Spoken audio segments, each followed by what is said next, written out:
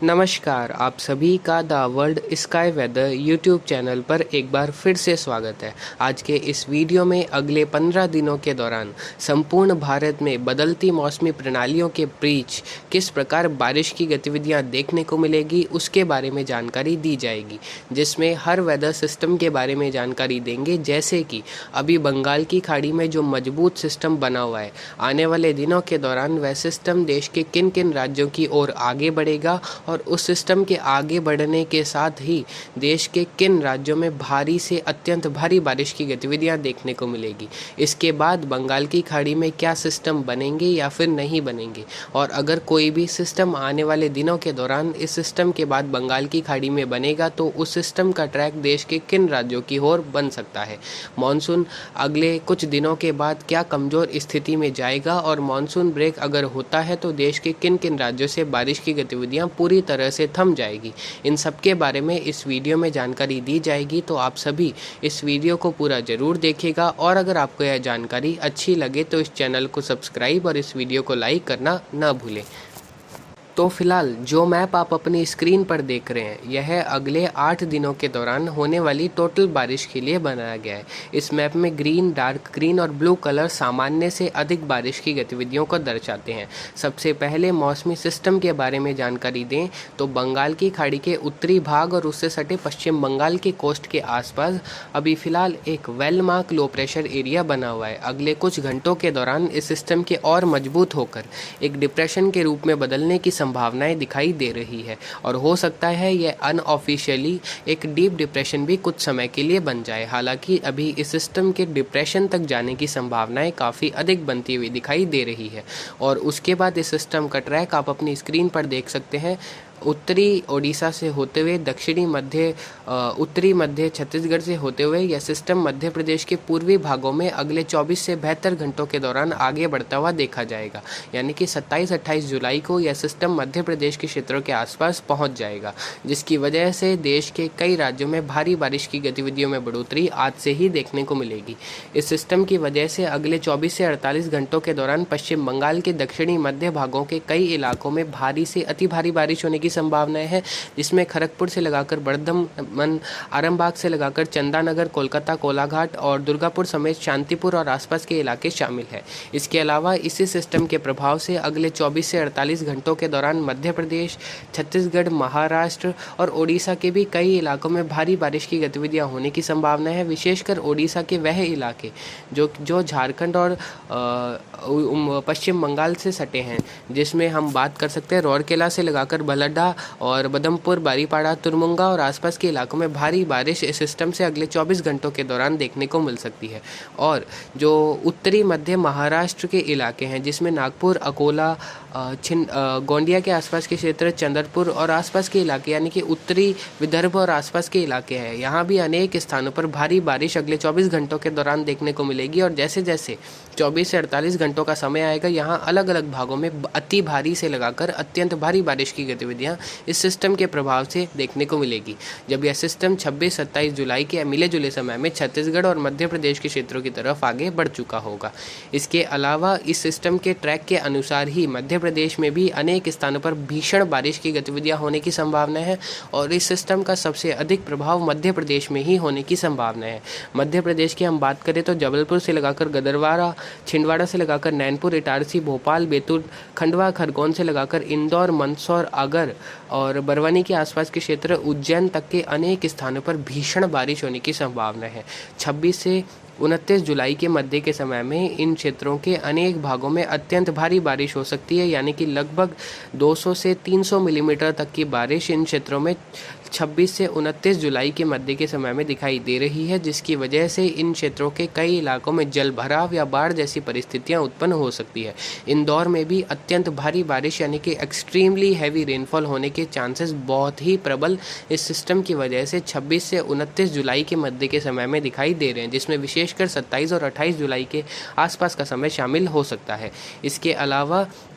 इस सिस्टम की वजह से उत्तर पश्चिम और उत्तर पूर्वी मध्य प्रदेश के भी अनेक स्थानों पर मूसलाधार बारिश की गतिविधियां छतरपुर से लगाकर रीवा, जबलपुर के उत्तरी मध्य भाग, हट्टा, रीवा, सतना और आसपास के इलाकों में देखने को मिल सकती है। औरई से लगाकर फतेहपुर, चित्रकूट, बांदा, झांसी, ललितपुर में भी तीव्र मूसलाधार बारिश होने की संभावनाएं अगले 24 से 72 घंटों के दौरान इस सिस्टम के कन्वर्जेंस जोन के प्रभाव से देखने को मिल सकती है। तो कुल मिलाकर आप सभी को समझ आ गया होगा, पश्चिम बंगाल, उड़ीसा के उत्तरी भाग, छत्तीसगढ़ के ज़्यादातर भागों में भारी बारिश हो सकती है और मध्य प्रदेश के ज़्यादातर भागों में, जिसमें दक्षिणी मध्य प्रदेश के इलाके शामिल है, वहाँ भीषण बारिश की गतिविधियाँ हो सकती है। और लगभग हम उम्मीद कर सकते हैं कि अगले 24 घंटों के बाद जो गुजरात के इलाके हैं वहाँ भी बारिश की गतिविधियों में बढ़ोतरी हो जाएगी। 27 से 29 जुलाई के मध्य के समय में गुजरात के अहमदाबाद से लगाकर पाटन, महसाणा, पालमपुर, थन के आसपास के क्षेत्र, चोटीला, सुरेंद्रनगर और जो आसपास के इलाके उत्तरी मध्य और पूर्वी गुजरात के हैं, यहाँ भी अनेक स्थानों पर भारी तो कुछ स्थानों पर बहुत भारी, तो मध्य प्रदेश के सटे इलाके और राजस्थान से सटे उत्तरी भागों में कहीं कहीं अत्यंत भारी बारिश की गतिविधियाँ देखने को मिल सकती है। इसके अलावा उत्तर भारत में इस सिस्टम के प्रभाव की बात की जाए तो उत्तर भारत में भी इस सिस्टम का प्रभाव काफ़ी अच्छा देखने को मिलेगा और यह सिस्टम 2 भागों में बढ़ जाएगा, जिस प्रकार आपको पहले भी जानकारी दी थी। पहला भाग इस सिस्टम का राजस्थान के दक्षिणी भाग और उत्तरी गुजरात तक पहुंचेगा और दूसरा भाग लगभग 27, 28, 29 जुलाई को मध्य प्रदेश के उत्तरी भागों के आसपास ही रहेगा और 29 से जुलाई से लगाकर 1 अगस्त के मध्य वह दूसरा भाग राजस्थान के उत्तर पूर्वी भाग और दक्षिणी उत्तर प्रदेश के आसपास के क्षेत्रों पर पहुंचेगा, जिसकी वजह से पूर्वी राजस्थान में भी अगले 24 घंटों के बाद भारी बारिश की गतिविधियों में बढ़ोतरी होगी। 27 जुलाई के मध्य के समय में राजस्थान के उत्तर पूर्वी भाग और दक्षिण पूर्वी मध्य इलाकों के अनेक स्थानों पर मूसलाधार बारिश हो सकती है। कुछ स्थानों पर भारी या फिर कहीं कहीं अति भारी बारिश की गतिविधियां भी 26 और 27 जुलाई को देखने को मिल सकती है। और जैसे जैसे 27-28 जुलाई का समय आएगा, राजस्थान के दक्षिणी भाग जिसमें झालावाड़ के आसपास के क्षेत्र, कोटा के दक्षिणी भाग, डूंगरपुर, बांसवाड़ा, प्रतापगढ़, उदयपुर के दक्षिणी मध्य भागों के अनेक स्थानों पर भीषण बारिश हो सकती है। डूंगरपुर से सलम्बर के बीच और बांसवाड़ा के आसपास के इलाकों में 200 से 300 मिलीमीटर तक की बारिश 27 से 29 जुलाई के मध्य के समय में संभावित है, जिसकी वजह से वहां भी बाढ़ जैसी परिस्थितियां उत्पन्न हो सकती है। इसके अलावा राजस्थान के शेष पूर्वी इलाकों में भी लगभग 100 से 200 मिलीमीटर तक की बारिश अनेक स्थानों पर 26 से 29 जुलाई के मध्य के समय में दर्ज हो सकती है, जिसकी वजह से वहाँ भी जल भराव जैसी परिस्थितियाँ उत्पन्न हो सकती है। और उसके बाद इस सिस्टम का जो दूसरा भाग होगा वह लगभग 29 जुलाई से 1 अगस्त के 2 अगस्त के मध्य उत्तर भारत के क्षेत्रों की तरफ रुख करेगा, जिसकी वजह से उत्तर भारत के पंजाब, हरियाणा, दिल्ली, उत्तर प्रदेश और राजस्थान में एक बार फिर से बारिश की गतिविधियों में बढ़ोतरी 29 जुलाई से 2 अगस्त के मध्य के समय में देखने को मिलेगी, जिसमें पंजाब, हरियाणा के अनेक स्थानों पर मूसलाधार बारिश हो सकती है। तेज मेघ गर्जन के साथ दिल्ली समेत मेरठ, मुजफ्फरनगर, शामली, बागपत, इटावा, मैनपुरी, आगरा, ललितपुर और आसपास के इलाके जो कि पश्चिमी और मध्य उत्तर प्रदेश के हैं, वहां भी मूसलाधार बारिश होने की संभावनाएं 28-29 जुलाई से 2 अगस्त के मध्य के समय में उसी सिस्टम के प्रभाव से देखने को मिलेगी, जो 2 भागों में बंटकर पहला भाग दक्षिणी राजस्थान और दूसरा भाग उत्तरी राजस्थान के क्षेत्र की तरफ पहुंचेगा। और इस सिस्टम की वजह से भी उत्तर पूर्वी और मध्य राजस्थान के अनेक स्थानों पर भारी से अति भारी बारिश होने की संभावनाएं वर्तमान परिस्थितियों के अनुसार दिखाई दे रही है। और जो 26 से 28-29 जुलाई के मध्य का समय होगा, उस समय अवधि के दौरान भी पंजाब, हरियाणा, दिल्ली और उत्तर प्रदेश के पश्चिमी भागों में अनेक स्थानों पर हल्की से मध्यम बारिश और कुछ स्थानों पर पश्चिमी उत्तर प्रदेश और राजस्थान से सटे पंजाब, हरियाणा में भारी बारिश की गतिविधियां रिपोर्ट हो सकती है। 28-29 जुलाई को जम्मू कश्मीर, हिमाचल प्रदेश, उत्तराखंड के अनेक भागों में मूसलाधार बारिश होने की संभावनाएं दिखाई दे रही है। कुछ इस प्रकार आने वाले सिस्टम का प्रभाव देश के पूर्वी, मध्य और उत्तर भारत के क्षेत्रों में देखने को मिलेगा। विशेषकर इस सिस्टम से प्रभावित छत्तीसगढ़, उत्तरी महाराष्ट्र, मध्य प्रदेश, दक्षिणी उत्तर प्रदेश, राजस्थान और गुजरात के इलाके शामिल रहेंगे, जहां इन सिस्टम का सबसे अधिक प्रभाव देखने को मिलेगा अगले 7 से 8 दिनों के दौरान। तो आप सभी को बारिश होने वाली जो है उसके बारे में जानकारी मिल चुकी होगी। पूर्वी उत्तर प्रदेश, बिहार और झारखंड के क्षेत्रों में भी बारिश की गतिविधियां रुक रुक कर जारी रहेगी। अगले 24 से 48 घंटों के दौरान बिहार, झारखंड के अनेक स्थानों पर बारिश हो सकती है, जिसमें बिहार के दक्षिणी भागों में बारिश ज़्यादा हो सकती है। उत्तर पूर्वी भारत में बारिश की गतिविधियां रुक रुक कर जारी रहेगी। 27 से 30 जुलाई के मध्य के समय में कुछ स्थानों पर भारी बारिश भी हो सकती है। दक्षिण भारत में भी हल्की से मध्यम बारिश के दौर अगले 24 से 48 घंटों के दौरान कई इलाकों में रहेंगे, जिसमें हैदराबाद से लगाकर जो तेलंगाना के उत्तरी भाग है, आंध्र प्रदेश के उत्तरी मध्य भागों में भारी बारिश भी हो सकती है। मुंबई समेत जो पुणे, सांगली, सतारा, कोल्हापुर, रत्नागिरी के आसपास के क्षेत्र है, वहाँ अत्यंत भारी बारिश होने की संभावना है अगले 24 से 72 घंटों के दौरान दिखाई दे रही है और हवाओं की गति भी 50 से 80 किलोमीटर प्रति घंटे की रफ्तार तक उन क्षेत्रों में देखने को मिल सकती है, जिसकी वजह से वहाँ भी ज़बरदस्त प्रभाव इन सिस्टम का जो पुल इफेक्ट होता है उसकी वजह से देखने को मिल सकता है। अब आप अपनी स्क्रीन पर जो मैप देख रहे हैं यह लगभग 2 अगस्त से 8 अगस्त के मध्य होने वाली बारिश के लिए बनाया गया है। इस मैप में आप देख सकते हैं मॉनसून ब्रेक की कंडीशन देश के कई राज्यों में दिखाई दे रही है। इसका मतलब यह नहीं है कि देश के किसी भी राज्य में बारिश नहीं होगी। इसका मतलब यह होता है कि जब मॉनसून का ब्रेक होता है तो मॉनसून की तरफ उत्तर भारत के तराई वाले क्षेत्रों का रुख कर जाती है और मध्य पूर्वी भारत में बारिश की गतिविधियों में बहुत कमी हो जाती है। उत्तर भारत और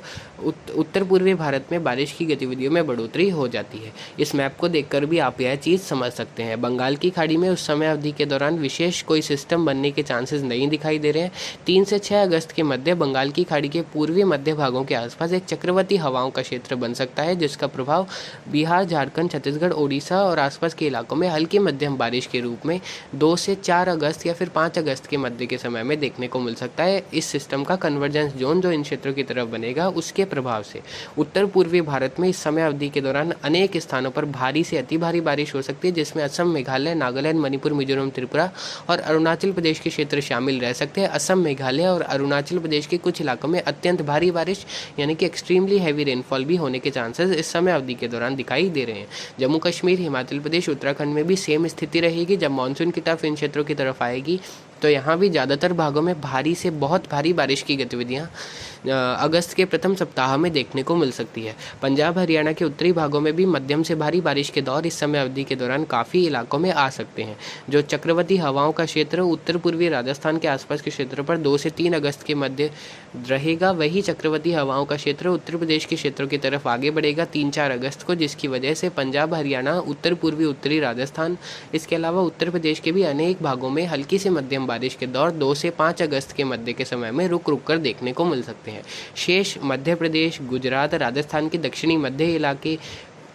महाराष्ट्र, छत्तीसगढ़ के शेष इलाके, तेलंगाना और आसपास के इलाकों में कहीं कहीं हल्की बौछारों को छोड़कर मुख्यतः मौसम शुष्क रहने की ही संभावनाएं दिखाई दे रही है। हालांकि बादलों की आवाजाही रहेगी और कुछ बौछार बूंदाबांदी होने की संभावनाएं दक्षिण पश्चिमी हवाओं के साथ इन क्षेत्रों में भी रहेगी, लेकिन कोई ज़्यादा बड़े पैमाने पर मध्यम से भारी बारिश या भारी बारिश होने की संभावनाएं उस समय अवधि के दौरान वर्तमान परिस्थितियों के अनुसार होती हुई नजर नहीं आ रही है, क्योंकि कोई विशेष बड़ा सिस्टम बंगाल की खाड़ी में बनता हुआ दिखाई नहीं दे रहा है। दक्षिण भारत के क्षेत्रों में बारिश की गतिविधियां जो टिपिकल ब्रेक मानसून फेज होता है उसके अंदर देखने को मिलती है। तो 2 से 5-6 अगस्त के मध्य के समय में बेंगलुरु समेत जो दक्षिणी मध्य कर्नाटक है, इसके अलावा आंध्र प्रदेश के कोस्टल और दक्षिणी भाग, तमिलनाडु और केरल के अनेक भागों में मेघ गर्जन के साथ बारिश का दौर उस समय अवधि के दौरान देखने को मिल सकता है। उसके बाद मौसमी सिस्टम बनने की संभावनाएं लगभग